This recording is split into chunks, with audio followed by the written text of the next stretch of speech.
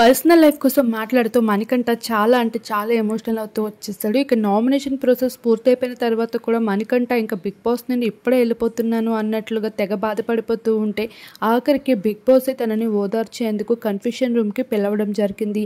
అయితే confusion room లోపలికి అడుగుపెట్టిన చాలామందికి సీక్రెట్ టాస్క్ అంటూ లేదంటే ఏదో ఒక ట్విస్ట్ అంటూ ఇస్తూ ఉంటారు. కానీ ఈసారి మణికంఠ ఎమోషన్స్ని చూసి ఆఖరికి బిగ్ బాసే ఓదార్చాల్సి వచ్చింది.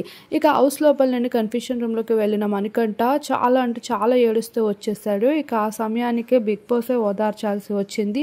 ఇక అలానే సరికొత్త ట్విస్ట్ అయితే మణికంఠకి పవర్ఫుల్గా అందించడం జరిగింది. హౌస్ లోపల వచ్చిన లేడీస్ అందరూ కూడా చాలా బాధపడుతూ కనిపించేశారు.